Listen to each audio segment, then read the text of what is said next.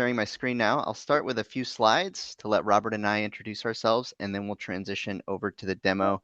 Just give me a quick thumbs up to make sure you guys can see my screen. Yep.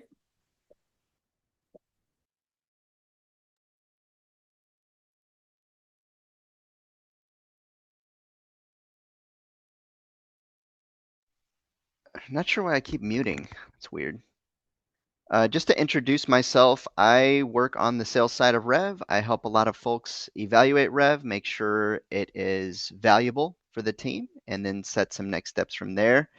Robert, I'll let you intro yourself.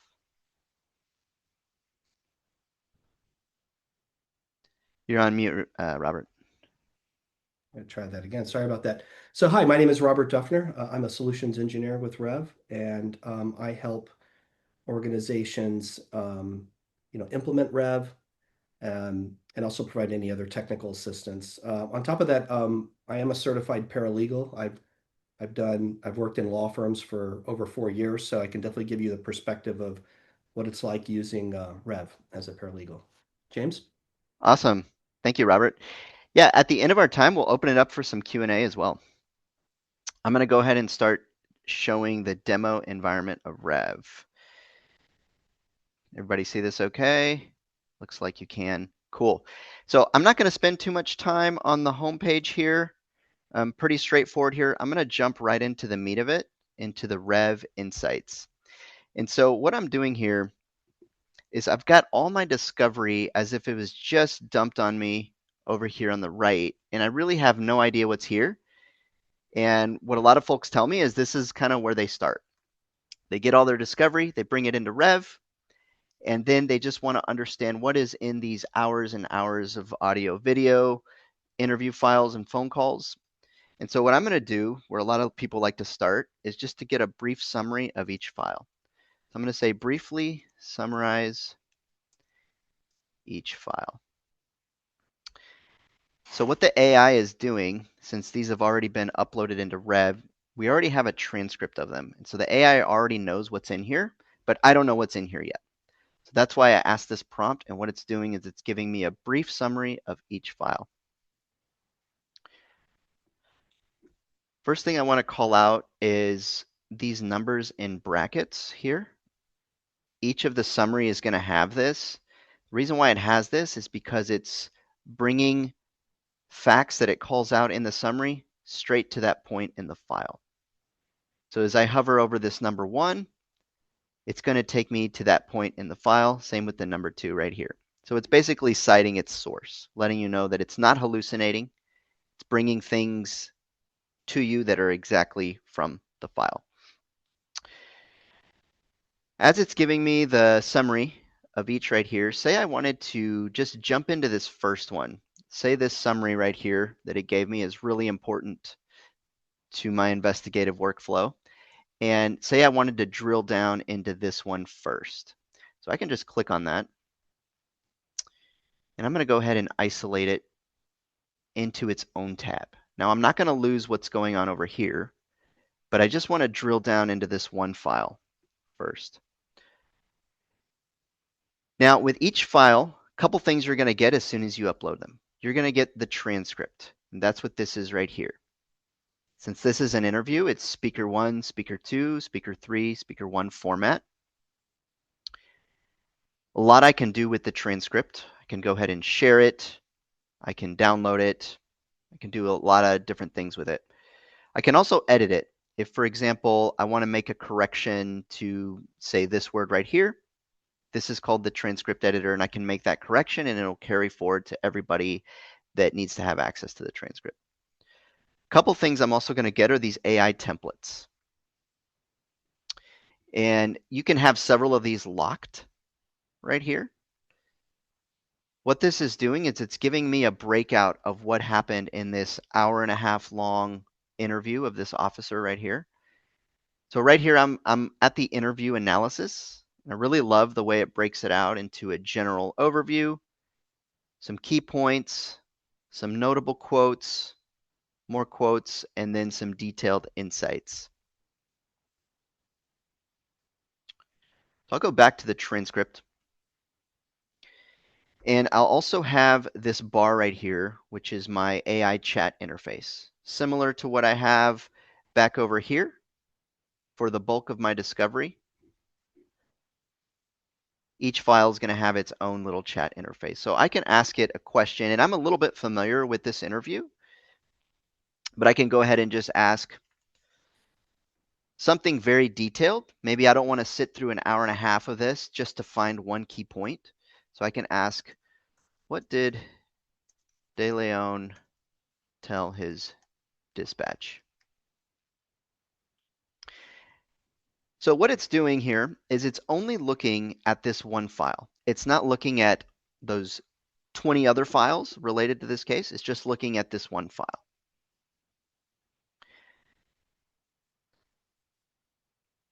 I'll make the output a little bigger here by dragging it over.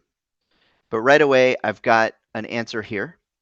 And it says, regarding the pursuit incident, De Leon did not initially broadcast anything about the pursuit to dispatch. He later acknowledged this was a significant failure, stating he didn't broadcast anything at that time. So, and you'll notice that it is citing it in these brackets, which are searchable. So if I wanted to go ahead and Mustagny's didn't broadcast anything at that time when it was all said and done because I couldn't ID this guy. So what I did there is I clicked to that because I wanted to listen to it myself. And what it did is it sped up the transcript and it took me straight to that point in the transcript to the audio. If there's video, it would take me to the video, but it took me to the audio. And what a lot of folks like to do is if that's something really important for them, is they'll use these pair of scissors here. I know that's kind of small to see. But I'll go ahead and use these pair of scissors just to clip that portion there. Say I wanted to archive this for my workflow. And so what it did is it clipped that paragraph. Maybe I don't need the whole paragraph, so I'll just drag it back a little. Maybe that's all I need right there. Then I click this little save clip right here. So what it did is it took that portion of the audio, say about 20 seconds worth,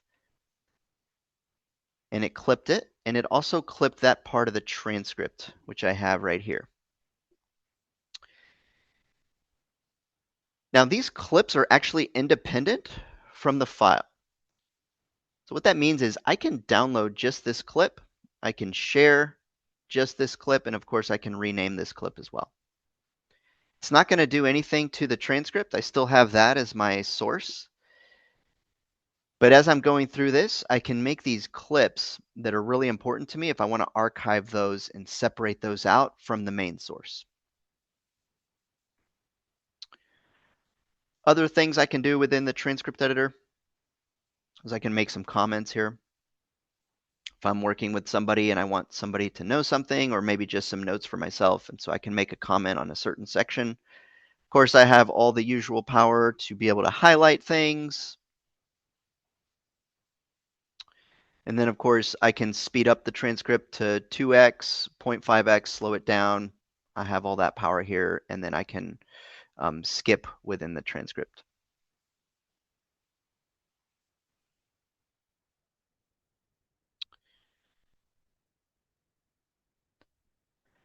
Downloading of the transcript, if I wanted to print it out, set it on somebody's desk, this can be done. PDF format, txt, .doc, all that, we got you covered there as well. This is where you would download it, and it's going to give me those options here. Say I wanted to keep it in the speaker 1, speaker 2 format. That's how it defaults. I've also got other options here. If I wanted to remove like filler words from the transcript, if I wanted to include the timestamps, I've got all those options as well. And then here I'll choose the file that I want to download it in. Another thing I'll call out within the transcript is you can make speaker edits right here, and those will lock. What that means is you only need to correct the name once, and then the ASR, the automatic speech recognition, will recognize their name for the rest of the transcript. So you only need to do that once, and then it'll lock that name throughout the transcript. I'm going to come back here. So now my summary is done of each file. So now I have a tight, concise summary of everything in my discovery, and I can start to drill down into each individual file. Of course, I can, if there's something valuable within here, I can also come in, and within that stack, it's going to fast forward into that point there, and then I can hit play. Like I said, chasing him, the guy didn't give a damn.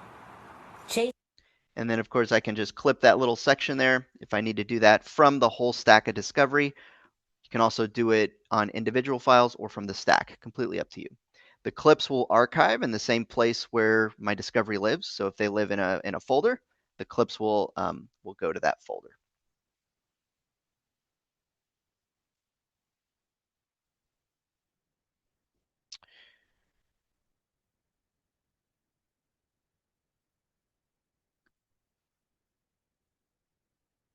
I also have the police reports in PDF format for this case, and I on purpose kept those separate from the audio video. So the audio video is here, and then my PDF reports are here, and all my work is going to live here. You're not going to lose anything, so no worries there. And so what I did with this is, you might recall from when I first started the Rev Insights, there's a shortcut called Give Me the Case Chronology. This is not a prompt that I had to type in. It's just a shortcut straight from the homepage. And so I isolated these reports, investigations reports, incident reports, other reports, and I said, give me the chronology on the reports. So what it did is it laid out a very nicely organized chronology. Everything is going to be cited for me. If I wanted to hover over this number 6, it's going to take me straight to that point about speeding southbound on the Highway 8099 corridor. If I wanted to clip that as well, I can come here. The AI has made it into a text that it can read, which I can copy and archive. And there's my source file here. So this is what I uploaded into Rev.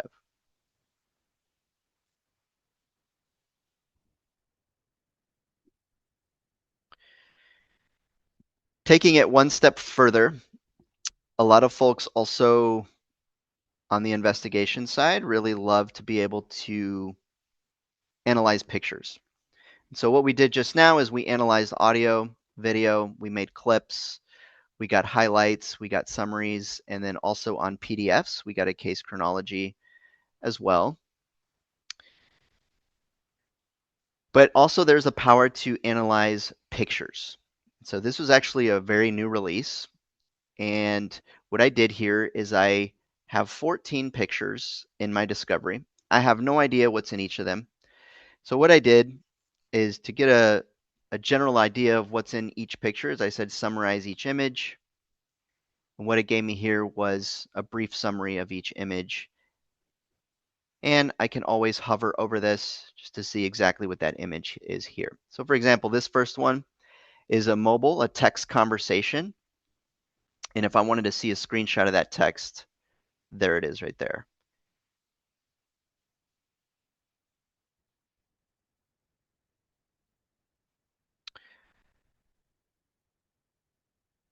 So as I hover over, I see a little breakout of whatever that image is right there as well.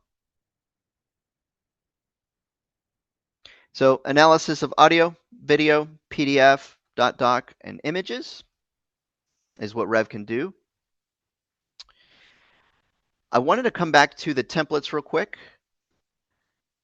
So I mentioned shortcuts earlier. For example, case chronology, that's a shortcut that I have locked from the homepage. I can create my own shortcuts here in the AI templates. And this is stuff that we help folks do in onboarding. So I have a lot of different shortcuts here. If I wanted to create my own, I just click new, give it a title, a brief description, and then how to prompt it for that shortcut. This is for if I'm doing a lot of repetitive things when I get my discovery, is every time I get a dump of discovery, I need this, this, and this. Instead of prompting every single time, you can have these templates ready to go, so the output is just there for you. So that's available here in the Rev Insights, which is our portal for more multi-file analysis. It's also available to you here if I want to analyze just a single file. And you'll notice that I have a lot of little templates right here locked and ready to go. You can have up to 5 of these. So as soon as I upload a file along with the transcripts, I'm going to get my AI templates ready to go. Did want to call out, I forgot to mention earlier, if I really like this template and this is something that I want to share with somebody or potentially just print out and set it on somebody's desk, I have all the power to save it to my files, save it as a PDF, print it out, share it with somebody, anything I need to do there. If I want to edit it, it's going to open up a little kind of a Word doc interface here. If I wanted to bullet point something, highlight, italicize, I can do all that here within the AI template.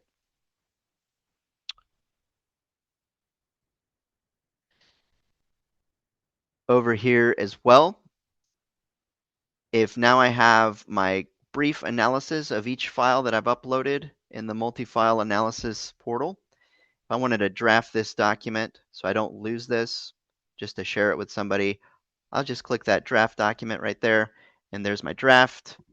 I've got the same Word doc interface here.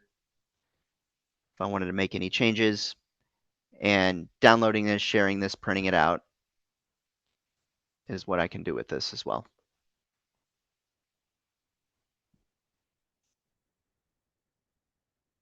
So these are the things that a lot of folks find super useful.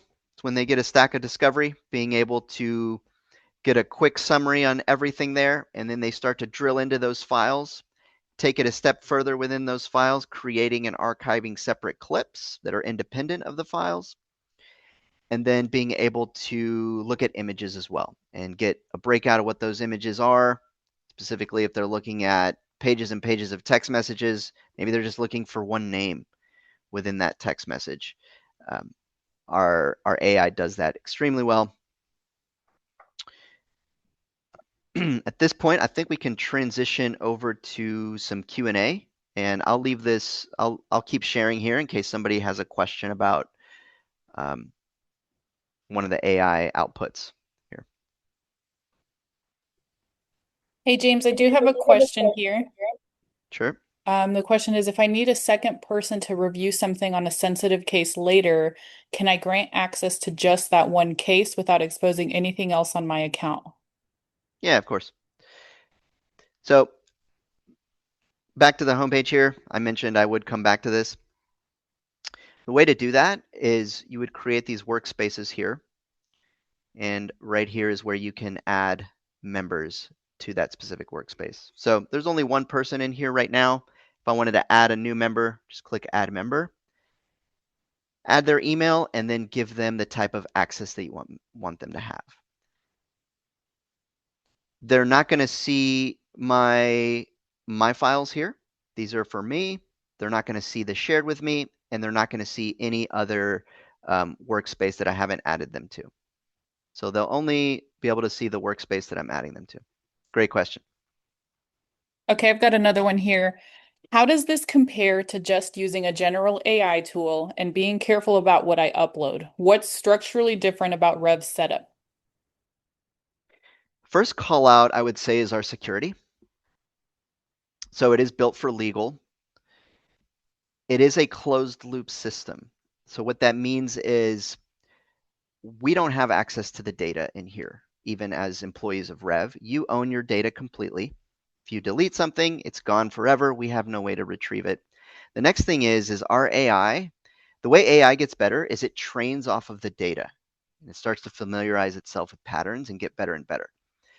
What Rev does differently for legal and investigations is our ASR is not training off your data. That's why we have different levels of compliance in terms of CGIS, HIPAA, and the way we encrypt your data. So it's closed off to you. You own the data. We're not training off of it. We're not looking at it.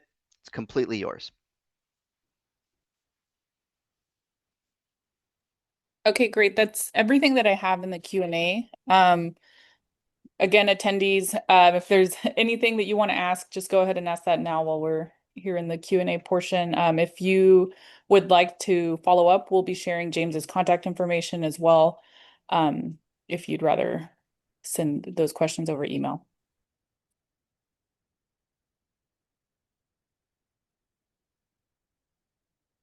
Oh, I see One more here. What are the differences between tiers that Rev offers?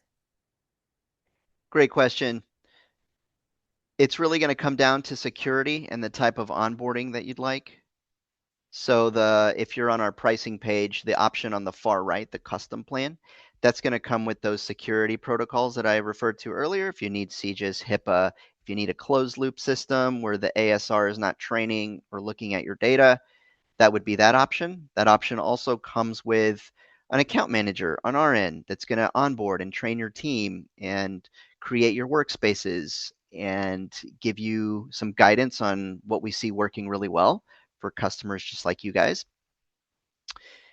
The other plans, although they're great, they're more intended for individual users. The security isn't quite as tight. It's not CGIS or HIPAA compliant. You don't have a dedicated account manager, and the ASR is training off of your data by default. Okay, awesome. Thank you, James. I think that's everything we have from the Q&A. Perfect.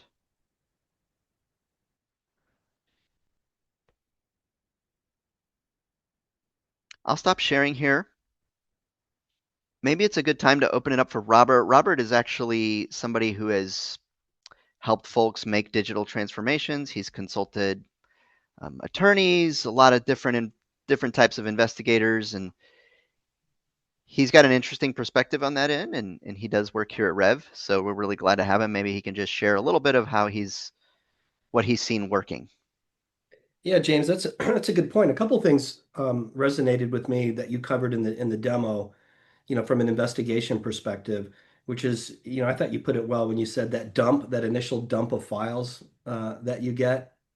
Um, and then just being able to get a sense for what am I dealing with before I start digging down into every single file, right? Yeah, And just having that overview is really, really cool. I kind of like this. I like the idea of a case chronology. I also like that it included a file manifest. What are all the files that I'm dealing with? Because, one of the challenge, the technology is great, it's easy to use, but it's really how organized are you with your files, right? So right. that has nothing to do with the technology. That's really about how you execute your workflows inside your firms. So, Yeah, great call out. and then I think the other thing, kind of to the other question, they said, why use versus a frontier model like just OpenAI or one of those others. And I thought you really nailed that point pretty well. Um, the feedback that I've gotten from law firms is that they like that Rev keeps everything on the rails, right? That it doesn't mean that those LLMs don't have a place, in things that you may need, but when it comes to doing these types of legal workflows, having everything contained, secured in a single environment, and not have to worry about, everything that an LLM is trained on showing up as a hallucination. Yeah, So yeah, those are so you can actually coexist with those in an environment. It's not an either or, right? yeah, great call out. Thanks, Robert. Well, Olivia, if there's no other questions, Yeah, I think we're good to wrap up, unless there's anything else you guys want to cover. No, I think that's perfect. good. Okay, cool. Thank you, Olivia. Yeah, well, thank you everyone for joining. Like I mentioned, we'll be sending out a recording of this following the session. And if you have any other questions, please feel free to reach out. Perfect. Thanks, Olivia.